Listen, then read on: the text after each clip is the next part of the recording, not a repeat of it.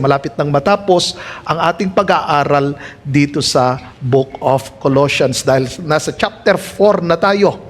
More on practical na ang chapter 4. At nag-start yan sa chapter 3. Ngayon ay nasa chapter 4, verse 1 na tayo. So basahin ko muna ang verse 1 ng chapter 4. Masters, provide your slaves with what is right and fair, knowing that you too have a master in heaven. So ang ating lesson 5, part 2, faithful in leadership, God's guide for masters. Last week, ang mga roles ng mga slave. Ngayon naman ay ang mga masters. Napansin niyo yung pagkakasunod-sunod, yung ginawa ni Apostle Paul, na una, ang mga wives. Meron naglilid sa kanila, kaya inuna ang mga wives patungkol sa kanilang pagpapasakop, ano ang kanilang roles. Then pagkatapos ng wives ay ang husbands bilang isang leader sa family. Pagkatapos nun, sumunod naman ang mga anak. Okay, titignan natin ha. Nauna ang mga babae, tinuruan silang magpasakop. Susunod ang mga asawang lalaki bilang isang leader. Sumunod ang mga anak, matuturing magpasakop sa mga magulang. Then pagkatapos ang mga magulang. Tapos ang slave. Pagkatapos ngayon ang master. So napakahalaga ng pagkakaayos na ito dahil tinuturuan tayo sa accountability sa ating roles bilang mga mananampalataya. Inuna nga rito ang ating identity, ngayon naman ang ating application na mga mananampalataya.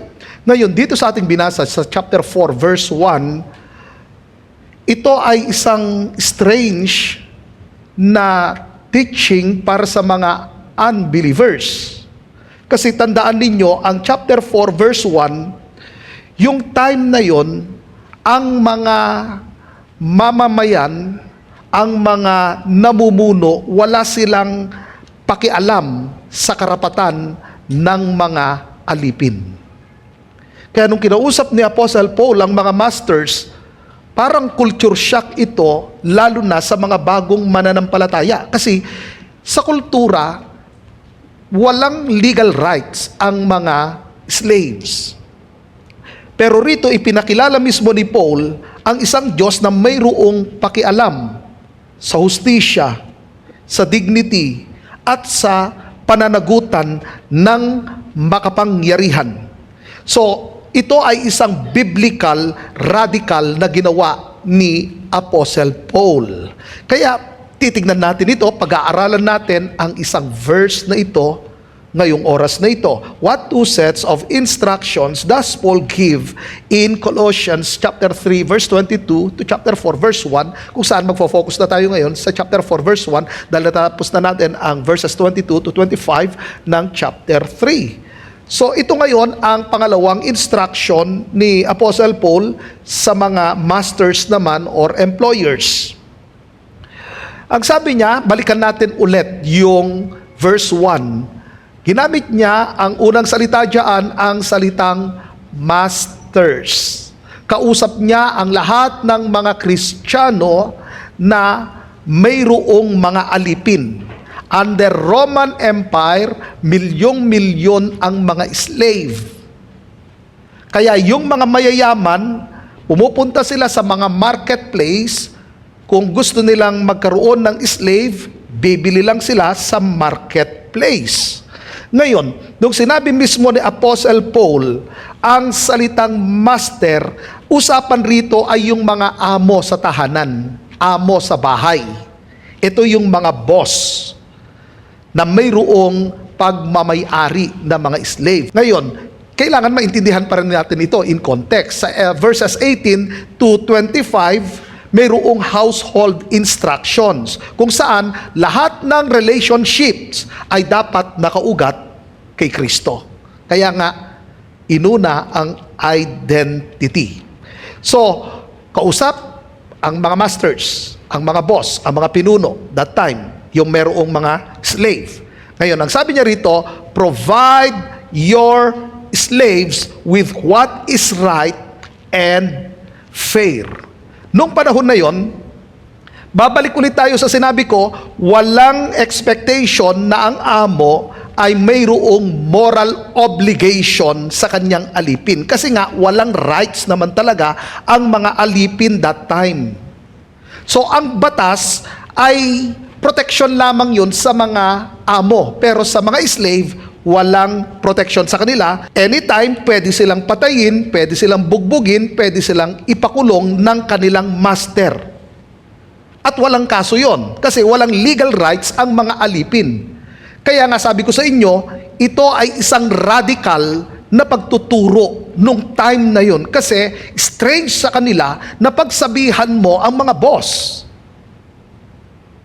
Ito yung mga Kristiyano na. Kaya nga babalik ulit tayo. Yung sinabi ng Apostle Paul, walang mayaman, walang mahirap, walang master, walang alipin dahil tayo ay pantay-pantay kay Kristo.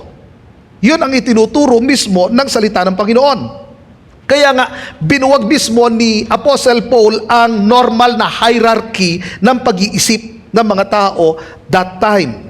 Ngayon, tignan natin yung dalawang mahalagang salita na ginamit din ni Apostle Paul diyan. Nung sinabi niya yung provide, ano raw ang ipoprovide ng mga masters? Una diyan ay ang right, pangalawa ay ang word na fair. Yung right na yan from the word righteousness. Hindi lamang ito yung, kasi that time ganito, ang ginagawa ng mga master kung ano yung mabuti lang sa kanilang paningin. Tandaan ninyo, yun ang nakakatakot sa lahat kung sinunod mo kung ano ang mabuti sa iyong paningin. Sa Book of Judges, mapapansin natin na madalas gamitin roon or ilang beses na ginamit na ang mga Israelita ginawa nila kung ano ang mabuti sa kanilang paningin. Kaya nga, sobrang baba ng espiritualidad ng mga Israelita nung time na yun. Kasi nga, ang sinusunod nila kung ano ang tama sa kanilang paningin, kung ano lang ang mabuti sa kanilang paningin. Pero yung word na right rito, from the word righteousness of God, ang kanilang standard ay ang Diyos. Ang kanilang principles ay ang teaching ng Diyos. So kung ano ang tama sa paningin ng Diyos, yun dapat ang gawin ng mga masters, hindi kung ano ang tama sa kanilang paningin, kundi kung ano ang tama sa paningin ng Diyos. Kaya rito ngayon, tinuturuan ni Apostle Paul na ang lahat ng mga masters, kung sila'y kikilos, ayon dapat sa standard ng Diyos. Hindi kung ano ang sinasabi ng sistema, hindi kung ano ang sinasabi ng kultura, kundi kung ano ang sinasabi ng salita ng Panginoon. Kapag nagdesisyon sila, ano ang tama sa paningin ng Diyos? Ano ang standard ng Diyos? So ang kanilang pagdidesisyon, hindi kung ano ang pabor sa kanila, kundi kung ano ang sinasabi ng Panginoon. Kaya nga sabi ko sa inyo, nakakashock yun nung time na yun. Hindi lamang yun, na ang kanilang authority, ang authority ng lahat ng mga masters ay nasa ilalim ng mas mataas na authority. Walang iba kundi ang ating Panginoong Jesus. So maliwanag na mga masters na ito, ang mayroon sila na authority is delegated authority. Pangalawa na word na ginamit dyan, hindi lang yung salitang right, kundi ginamit yung salitang fair. From the word fairness, or ito ay yung tinatawag na equity or impartiality. Ganito yan. Nung sinabi ko sa inyo na ito ay strange, nung time na yon, at ito ay radical teaching, kasi nga sa Roman world, ang lahat ng mga alipin, tinitingnan lamang sila as property, hindi personhood.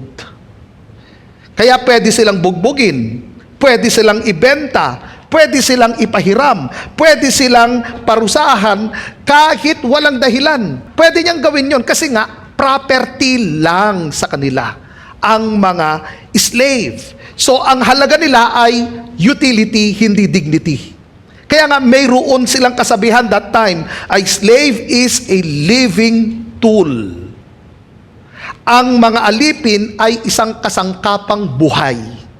Kaya nga sa kanila, sobrang baba ang tingin nila sa mga slave. Dito ngayon, tinuturo ang sinasabi ng panlipunan, mababang klase ang mga slave. Wala silang sariling dangal. Yon ang tingin nila sa mga taong ito. Ngayon, nung ginamit mismo ni Apostle Paul ang salitang fair or fairness or equality, hindi usapan rito ang equality roles. Dahil babalik ulit tayo, may role ang wife, may role ang husband, may role ang mga anak, may role ang mga slave. Ngayon naman sa chapter 4 verse 1, may role ang master. So nung sinabi ito ni Apostle Paul, yung usapang fair, hindi equality ng role, kundi una sa lahat, equality of value. Kasi that time, iba-iba ang value. Mababa ang value ng mga slave. Pero nung sinabi ni Apostle Paul, yung salitang fair, pantay ang halaga ng tao sa harapan ng Diyos. Hindi lang equality of value, but equality of dignity. Anong ibig sabihin nun? May dangal sila kahit mababa ang kanilang posisyon. Kasi that time, pag mataas ang posisyon mo, mataas ang iyong dignidad, mataas ang iyong dangal. Mababa position mo, mababa ang iyong dangal. Ngayon, pag alipin ka, as in, sobrang baba mo. Kaya nga, maraming mga taong matataas that time, ang tingin nila sa mga slave, hindi talaga tao. Gamit ka lang. Kaya nga, anytime pwede nilang saktan, pwede nilang ipahiram sa kanilang mga kumpare itong kanilang mga slave. Kasi sila ang may karapatan. Kaya pag hindi sila na-please sa kanilang slave, pwede nilang ipakulong. Kasi walang rights, walang legal rights ang mga slave. Pero nung sinabi ni Paul, ang salitang fair, equality of dignity, kahit mababa ang posisyon nila sa lipunan, mayroon silang dangal, pantay ang dangal ng master at ng alipin. Kaya nga sabi ko sa inyo, nakakasyak yun. Sa kultura nila, strange yun. At yung ginawa ni Apostle Paul, anyway, teaching yun ng ating Panginoong Hesus, yun ay isang radical na pagtuturo sa mga Kristiyano na sinasabi niya, mga master, sa dignidad, pantay lang kayo ng inyong slave. Hindi lang equality of value, hindi lang equality of dignity, but equality of treatment. Ibig sabihin ganito, walang favoritism, walang exploitation, walang injustice. That is equality of treatment. So ganito, kahit magkaiba sila ng papel, pareho silang taong nilalang ng Diyos. Magkakaiba tayo ng papel. Sa family, mayroong papel ang tatay, or ang husband. May papel ang wives. Mayroong papel ang children. Mayroong papel ang slaves. Mayroong papel ang masters. May kanya-kanyang papel pero para-pareho na nilalang ng Diyos at bawat isa ay accountable sa harapan ng Panginoon. Dahil yun ang sinabi ng kanyang salita in 2 Corinthians chapter 5 verse 10, lahat ng mga mananampalataya ay haharap sa hukuman ng ating Panginoong Jesus. Ngayon, meron tayong babalikang salita dyan, yung salitang provide. Sabihin nyo nga, provide. Sa ibang translation, ang ginamit niya is give. The same yan sa Greek. Provide at give. Ngayon, ang salitang provide ay nasa present imperative. Ibig sabihin, tuloy-tuloy ito na utos. Hindi lamang yun noon, hindi lang pang isang buwan yun, kundi tuloy-tuloy na iniuutos ito. Na dapat gawin ng lahat ng mga mananampalataya. So hindi ito one time, ito ay lifestyle na pagsunod ng lahat ng mga masters. Ibig sabihin dyan, patuloy nilang gagawin sa kanilang mga alipin ang tama at ang katarungang pagtrato. Usapan dito, hindi lamang sa kanilang sahod, hindi lamang sa kanilang oras ng trabaho, hindi lamang sa mga panlabas na kaayusan, kundi usapan din dito pati paraan ng pagsasalita. ng master sa kanilang mga slaves. Na sinasabi ng Apostle Paul, huwag kayong maging harsh sa inyong mga slaves. Dapat maayos ang inyong pagsasalita. Hindi lang basta't maayos ang pagsasalita, kundi ang kanilang pagsasalita ay mayroong paggalang. Kasi usapang Kristiyanong master ito eh. Ang kausap ni Apostle Paul, ang lahat ng mga masters, na sinasabi ni Apostle Paul, ang inyong pagtrato sa lahat ng inyong mga alipin, mayroong paggalang. Itrato ninyo sila bilang mayroong dignity or dangal. Ganon ang pagtrato sa mga alipin. Napansin ninyo, patas itong role na ito.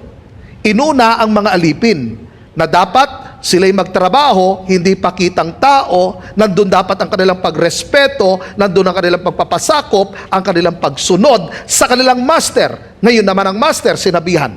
Hindi ang master ang inuna muna ang mga slaves. So nung alam ng mga slaves yung kanilang role, sinabihan din naman ang lahat ng mga master, dapat patas, dapat pantay-pantay, dapat matuwid ang inyong pagtrato. So maliwanag ang utos rito, na ang treatment sa taong nasa ilalim ay dapat na ilalarawan mismo ang justice at ang fairness. Yun ang sinabi mismo ng verse 1. So maaaring sasabihin natin, ano naman kahalagahan nito sa panahon natin? Ang justice at ang fairness ay mahalaga talaga yan sa leadership. Kasama dyan yung paano mo itrato ang iyong kapwa, ang tamang pagbibigay ng mga resources, ang tamang expectations natin, ang patas na reward, ang patas na pagbibigay ng bonus. Say amen. Usapang bonus no? Na dapat ang mga master, hindi sila oppressive. Hindi nang aabuso ng kanilang position or ng kanilang authority. So ang pagiging fair ay pagiging obedience sa Panginoon dahil sa righteousness ng Lord na inilagay niya sa iyo. Sumunod dyan, ang sinabi niya ay ganito, knowing that you too have a master in heaven. Wow. Nung binabasa ko ito, nung sinabi ni Apostle Paul, knowing that you too have a master in heaven, ipinantay niya ngayon ang master sa alipin sa harapan ng Diyos. Magkaiba nga ang role, pero pareho sila ng Panginoon. Magkaiba ng role, pero pareho sila nahahatulan. 2 Corinthians 5:10. Magkaiba nga sila ng role, pero pareho silang accountable sa Panginoon. Haharap at haharap sa Panginoon. Kaya nga, yan yung bombshell ng verse na yan. You too have a master in heaven. Hindi lang yan. Meron tayong nilampasan na word dyan. Yung salitang knowing. Yung salitang knowing ay nasa perfect participle. Ano ang ibig sabihin yan? Na mayroon ng knowledge ang lahat ng mga mananampalataya sa kanilang mga role. So dati na silang tinuruan ni Epaphras. Kaya ganun ang kanilang pag-i-equip. Hindi lang patungkol sa ministry sa loob ng church, kundi yung kanilang ministry sa workplace, ministry sa family. Itinuro na sa kanila. Kasi ganun naman talaga ang Christianity eh. Pero ngayon kasi mostly parang iilan lang yung alam natin, na role natin. Pero rito, itinuro ni Apostle Paul, nasa loob ka ng local church, nasa workplace, nasa family, ikaw ay Kristiyano.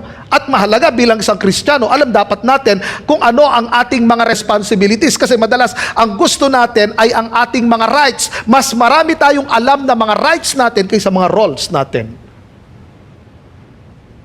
Ngayon, dapat alam natin kung ano yung mga roles natin bilang miyembro ng pamilya, kabilang sa isang company, at sa isang local church.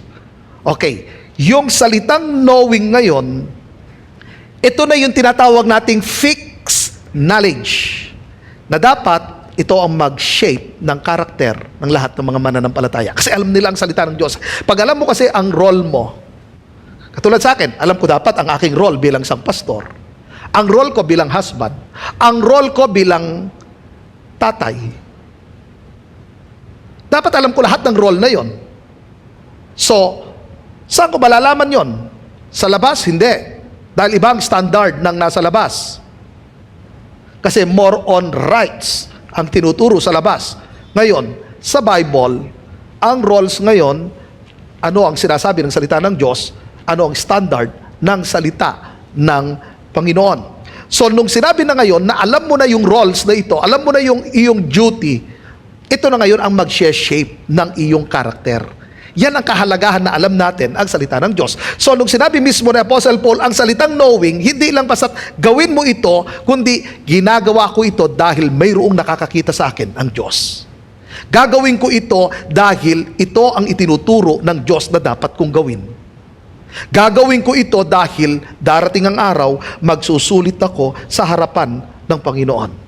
Ngayon, balikan natin. Nung sinabi niya yung word that you also have a master in heaven, ibig niyang sabihin ngayon, ang mga masters ay hindi ultimate authority. Ang mayroon sila is delegated authority. Ang kanilang pamumuno ay accountable. At ang Diyos mismo ang final judge. Kaya ngayon, dito itinuturo ni Apostle Paul na ang tamang pag-uugali ay nasa tamang pagkaunawa mismo ng salita ng Panginoon at tungkol sa Diyos. Yun ang kanyang ipinapaunawa sa lahat ng mga mananampalataya. So ngayon, maaaring sasabihin natin, hindi naman ako master, wala naman akong biniling alipin dyan sa palengke. So maaaring sasabihin natin, ano ngayon ang correction nito? Paano naman may i-apply sa buhay natin ito? Ang chapter 4 verse 1 ay applicable sa panahon natin. Kung ikaw ay tatay, ikaw ay leader. Kung ikaw ay nanay, ikaw ay leader. Kung ikaw ay husband, ikaw ay leader. Kung ikaw ay teacher, ikaw ay leader. Kung ikaw ay kuya, ikaw ay leader. Ikaw ay ate, ikaw ay leader. Ikaw ay principal, ikaw ay leader. Ikaw ay manager, leader ka. Supervisor, leader ka. Sa workplace, meron at mayroong kang pinangangalagaan, mayroon mga nasa ibaba mo, ikaw ay leader. Minsan, ang tanong sa amin ay ganito, nung ako'y nag-aaral ng leadership, ang tanong sa amin ni Dr. John Maxwell ay ganito, what is leadership? At ito ang tumatak sa akin, nung tinanong niya kaming, what is leadership? Ang simpleng sagot niya sa amin ay ganito. Siya rin ang sumagot sa kanyang tanong. Sabi niya, leadership is influence. Meron at merong mga taong nai-impluwensyahan natin.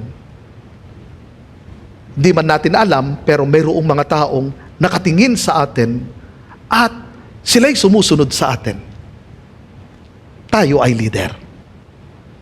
Kaya itong chapter 4 verse 1 ay may apply talaga sa buhay natin. Kaya kailangan natin maunawaan ngayon papaano ko i-apply ang chapter 4 verse 1. Number 1, do what is right with accountability to God. Nung sinabi ko sa inyo ang salitang right, ito ay root word ng righteousness of God, na kung saan usapan rito ang standard ng Diyos. Ang mga principles ng Panginoon. Kaya nga, yun ang itinuro mismo sa chapter 12, huwag na tayo magpapahubog sa mundong ito. I-allow natin na ang Diyos ang siyang humubog sa atin. Anong kanyang panghubog? Walang iba kundi ang kanyang mga salita. Ang standard ng salita ng Diyos. Ang principles ng salita ng Diyos. At itinuturo niya rito yung salitang right. Hindi na ngayon kung ano ang mabuti sa paningin mo, kundi kung ano ang mabuti sa paningin ng Diyos. Bakit mahalaga ito? Bakit mahalaga na alam mo kung ano mabuti sa paningin ng Diyos? Bakit mahalaga na alam mo ang mga principles ng salita ng Diyos? Babalik ulit tayo sa salitang knowing. Hindi ignorante ang mga mananampalataya sa salita ng Diyos. Alam nila ang kanilang mga roles, ang kanilang mga responsibilities. Hindi lang sa loob ng church, ang alam nilang mga responsibilidad nila, kundi bilang isang mamamayan, bilang isang pamilya, Bilang isang katrabaho, alam nila kung ano ang kanilang responsibilidad bilang isang Kristiyano. Kasi nire-represent nila si Jesus Christ. Dahil alam na nila ngayon kung ano yung kanilang mga roles, alam na nila ngayon ang mga principles ng salita ng Diyos, nauunawaan nila na lahat ng kanilang gagawin, lahat ng kanilang decision, darating ang araw, haharap sila sa hukuman ni Kristo. Anyway, lahat naman tayo haharap sa hukuman ni Kristo. Sinabi nga ng Panginoong Hesus na maging ang ating mga pananalita, lahat ng ating mga pananalita, ipagsusulit natin yan sa Panginoon. Lahat ng mga sinabi natin, pagsusulit natin talaga sa harapan ng Panginoon. So lahat ng mga decision natin, kaya nga sa pagiging leader natin, sa pagiging tatay, sa iyong pagdidesisyon, sa iyong pagpili, or sa iyong sa mga sinasabi mo sa iyong mga anak, nung sinabi mo ba, anak, dapat ito yung kursong kunin mo dahil ba sa iyong pride? Dahil ba sa iyong pagkikipag-compete? Ang tanong, yun ba ay right sa paningin ng Diyos?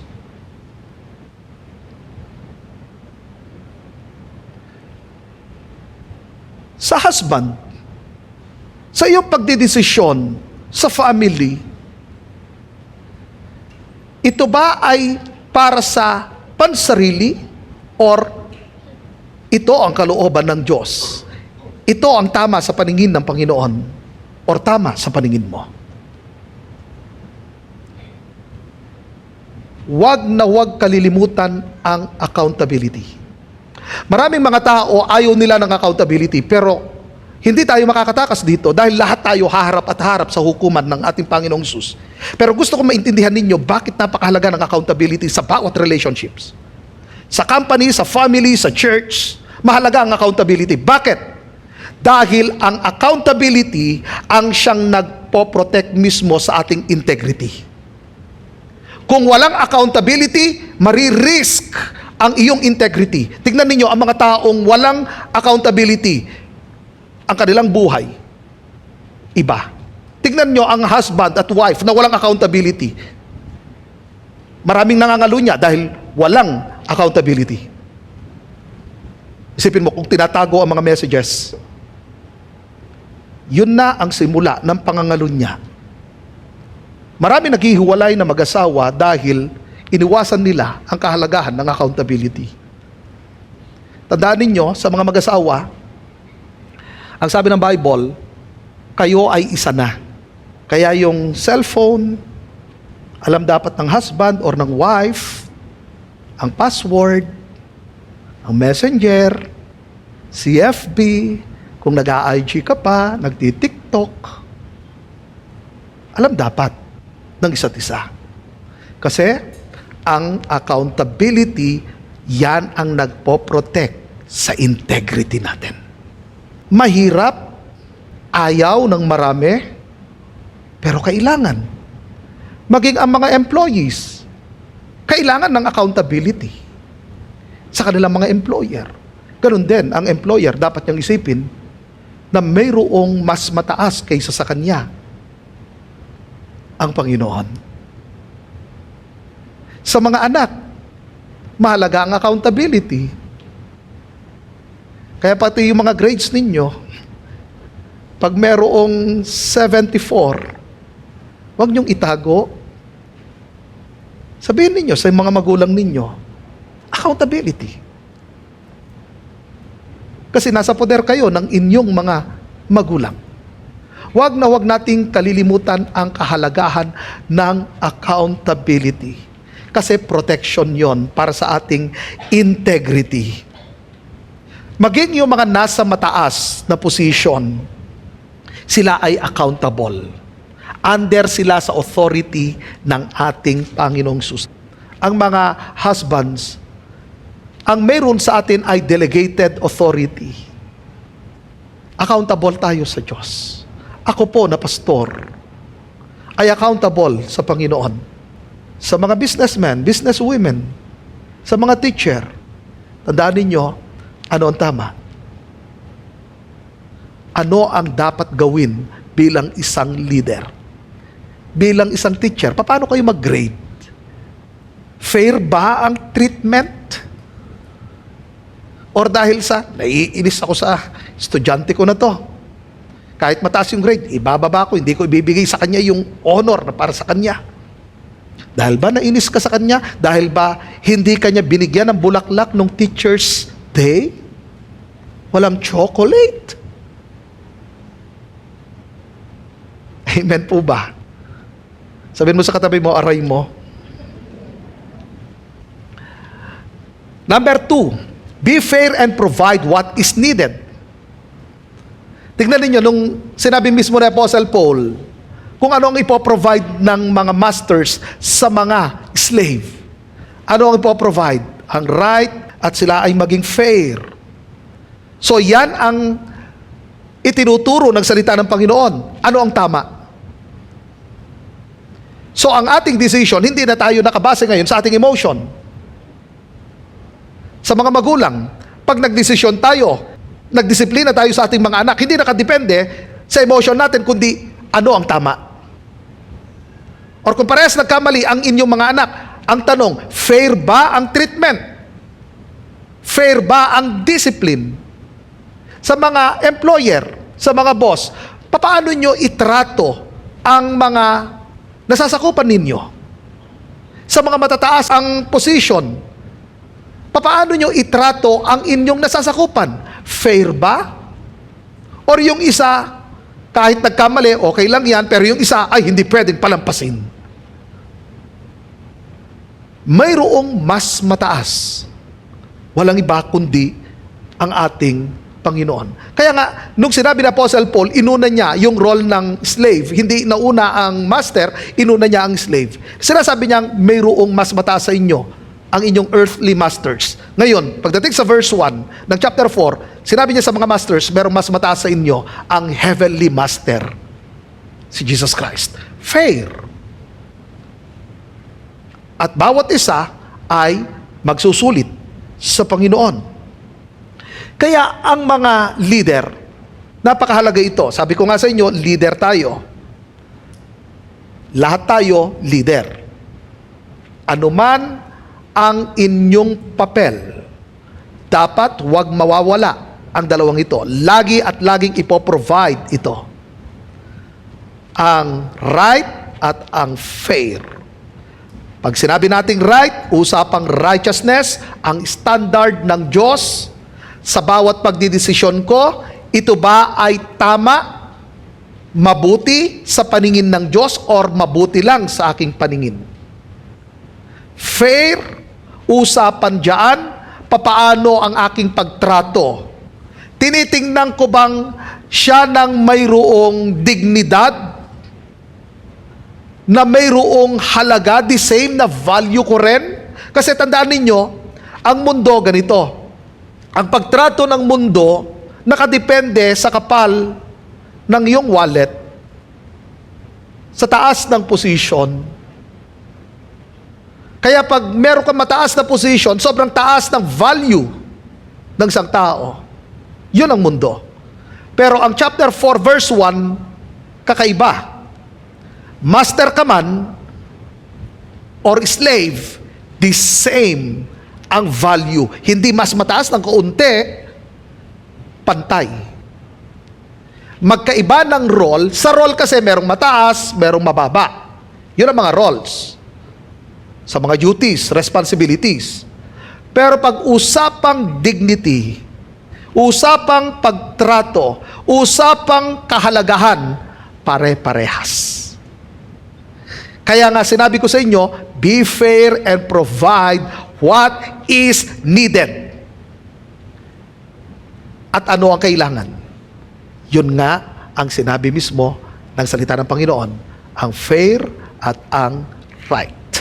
Number 3, treat people with respect. Paano ba itrato ng mga masters ang mga slave? Pag mababa ang position mo, wala kang value. I mean, ang mga slaves, walang value, walang halaga. Kaya nga tawag sa kanila, living tool. Buhay na gamit. Property lang sila. So anytime, pwede silang saktan, pwede silang ikulong, pwede silang ipahiram, pwede silang ibenta. Kasi nga, gamit lang sila. ganito naman sa atin. Huwag nating tingnan na gamit ang ating kapwa. Huwag nating kalilimutan ang ating pagrespeto. Nandoon ang respect natin sa ating kapwa dahil yun ang ating identity. Dahil ang ating identity hindi nakabase sa ugali, sa ginagawa ng ating kapwa, kundi dahil nasa atin si Christ. Kaya basagin nyo na yung mga maling prinsipyo. Ang ating pagrespeto dahil sa hindi sa ugali ng taong yon, kundi dahil yun ang ating identity. Kaya tignan ninyo ang sinabi ni Apostle Paul. Maging fair kayo. I-provide ninyo ang right and fair sa mga slave. Maring yung ilan sasabihin nila, paano ko itatrato yan? Mababang uri nga ng tao. Minsan, pangit ang ugali niya. Pero sinabi niya, tandaan ninyo, kayo ay mga anak na ng Diyos. Babalik ulit tayo sa chapter 1 and chapter 2 na una ang identity. Sila'y mga Kristiyano na. Kaya pagdating sa chapter 3 and chapter 4, ipinakita na anong dapat ugali ng mga mananampalataya. Anong lakad ang mayroon sa mga mananampalataya. Sa mga teacher, mahalaga ang inyong respeto rin sa inyong mga estudyante.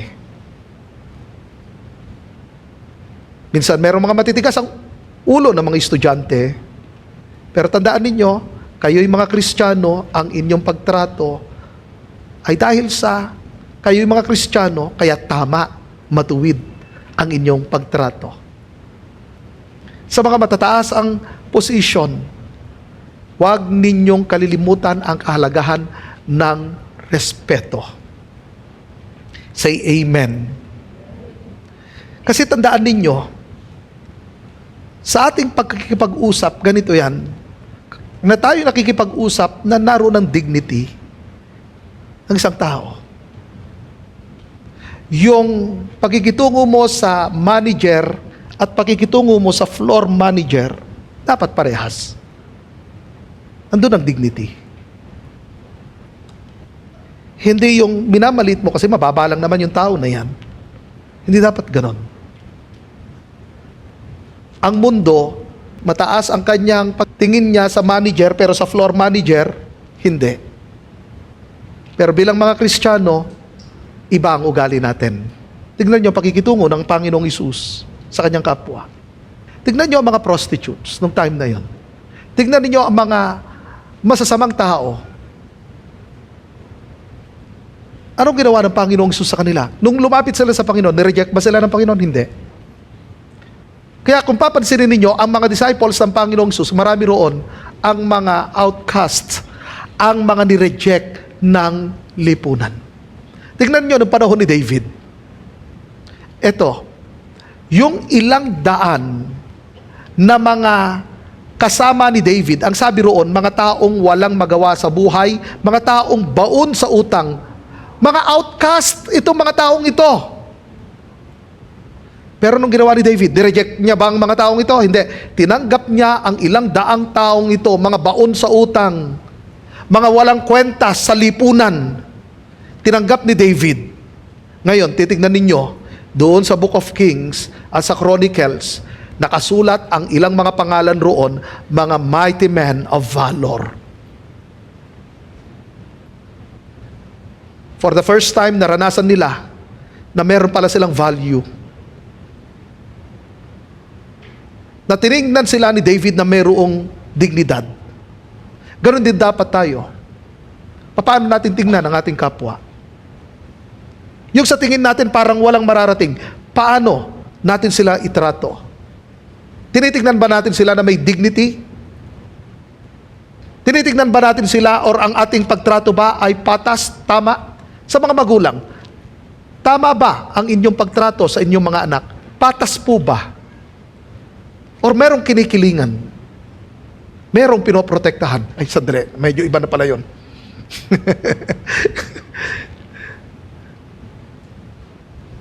Kailangan patas. Sa mga employers, sa mga boss, paano ang inyong pagtrato sa mga employees?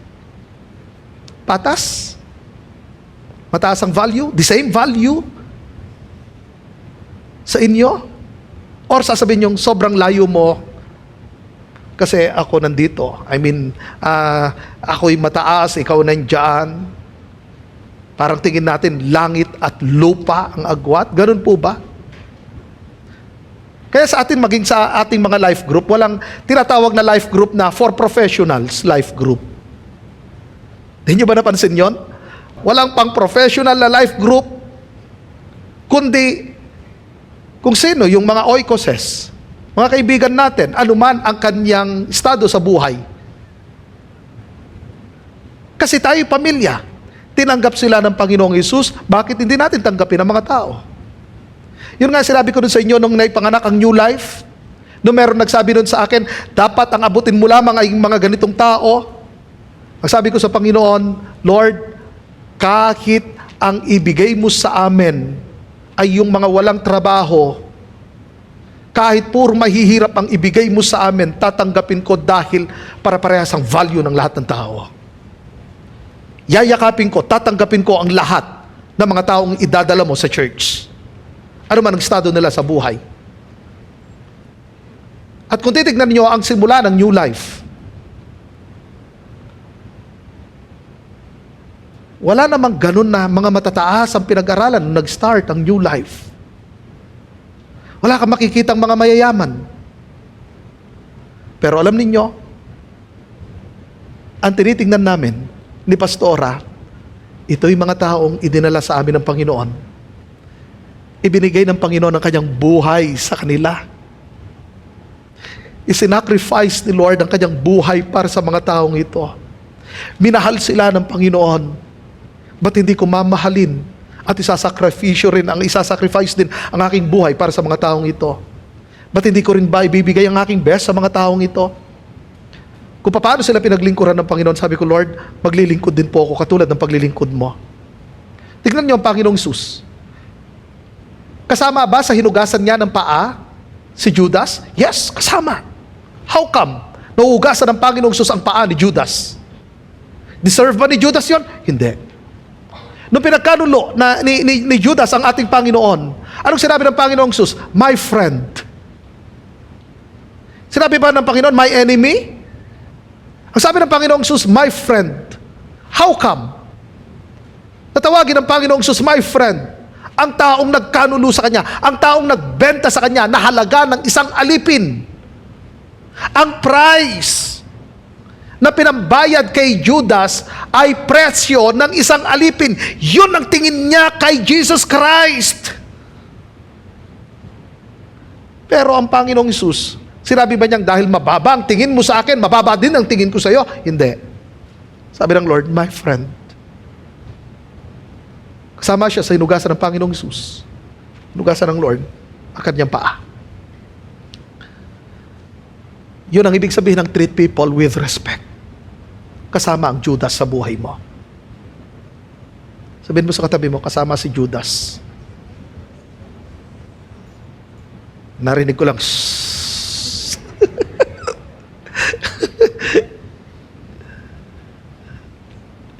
Number 4, practice kindness in correction. Sa authority, kasama dyan ang responsibility na mag-guide at mag-correct. Pero ang pagko-correct natin, hindi tayo magiging harsh. Tandaan natin, ang pagko-correct natin, ang uri ng pagko-correct natin, nire-reflect nito ang ating karakter. Ulitin ko. Ang uri ng ating pagko-correct sa ating kapwa, nire-reflect nito ang ating karakter. Kaya kung ikaw ay isang leader na laging magagalitin pag mayroong nagkamali, galit ka agad, nagpo-produce ang galit ng fear. Kaya nga yan yung sinasabi ko sa mga magulang, huwag galit, huwag pabulyaw, huwag pasigaw. Kasi nagpo-produce yan ng fear sa mga anak. Bakit na nagtatago ang mga anak? Kasi sa sobrang takot na sa kanilang mga magulang. Dahil alam nila mabubulyawan na sila. Dahil ipapahiya na sila. Dahil ikukwento na sila sa iba. Kaya ang ginagawa ng mga anak, nagtatago na lang. Kasi nga, ang anger ay nagpo-produce ng fear. Pero ang kindness ay nagpo-produce ng growth. Ulitin ko. Ang anger nagpo-produce ng fear. Ang kindness nagpo-produce ng growth. Lalago yan. Kaya nga, nagiging effective ang pagkokorek kapag gentle. Pagtama sa timing. At ang motive ay ang love. Minsan kasi, nagkokorek tayo dahil inis lang talaga tayo dun sa tao, hindi dahil sa love. Kaya pag medyo iba ang inyong pakiramdam, pag-pray nyo muna, Lord, sobrang naiinis na ako. Diba? Sobrang naiinis na ako. Tulungan nyo po ako. Kasi tao tayo eh. Yun yung response ng ating emotion. Pag mayroong mga pangit ang ginawa nila sa atin, iba talaga, yun din ang magiging tugon ng ating emotion. Kaya nga ilalapit na natin ngayon sa Lord. Lord, tulungan niyo po ako talagang, pag ito, hinayaan ko itong emotion ko, iba ang masasabi ko sa taong ito. Kaya ang hahayaan mo ngayon na mag-rule ay ang peace ng Panginoon.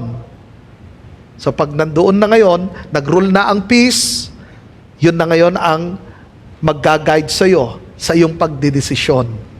Nagiging mapagpatawad ka na ngayon. Ang iyong pagkukorek ay out of love na, hindi out of inis, kundi out of love na.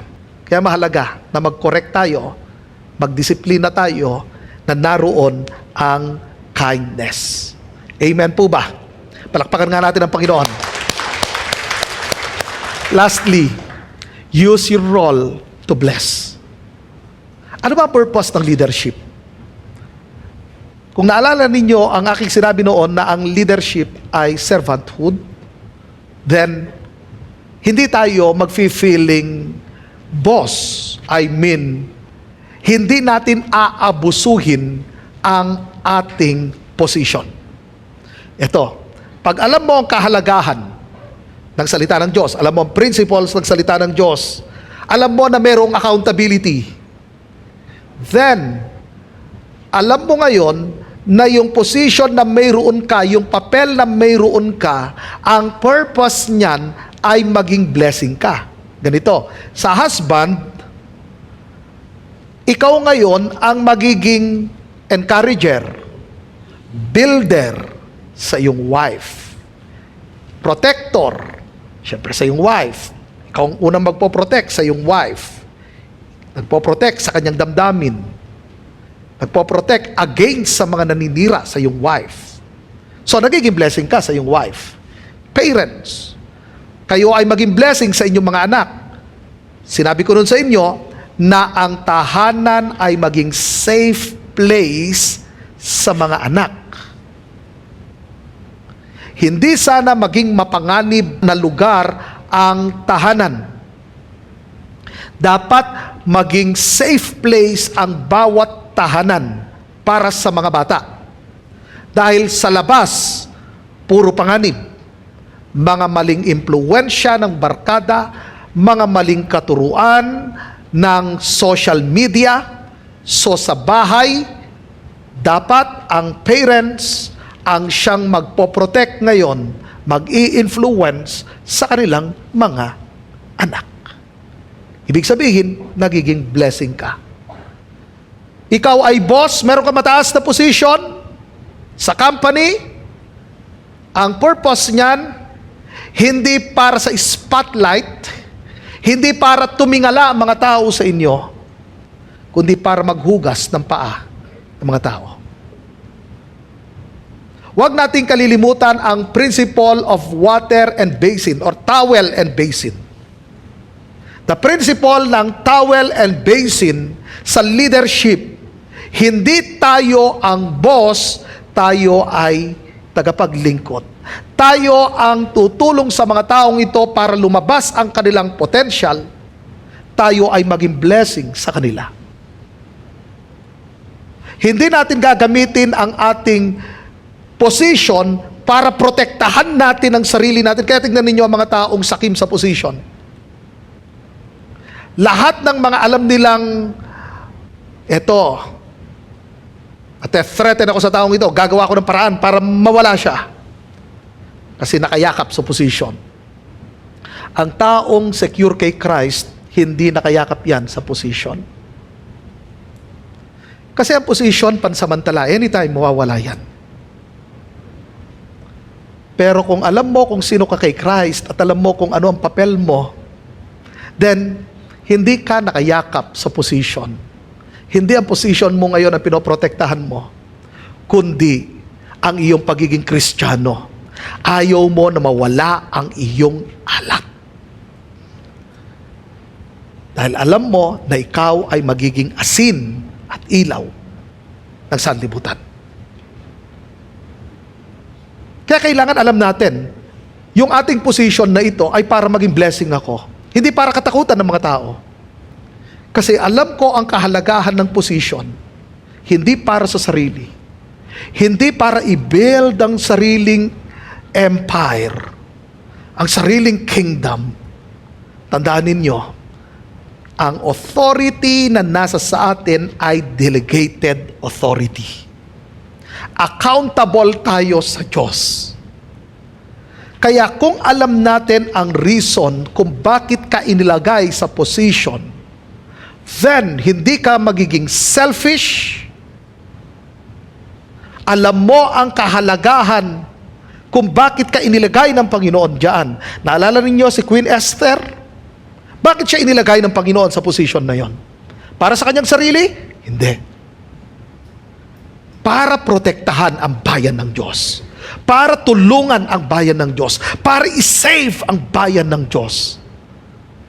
Alam mo kung bakit ka nilagay ng Diyos sa position na yan? Anumang position, anumang papel na inilagay ng Lord sa iyo ngayon, tandaan mo, dapat maging good steward ka. Dahil lahat naman tayo ay steward. Ang tanong, ikaw ba ay good steward?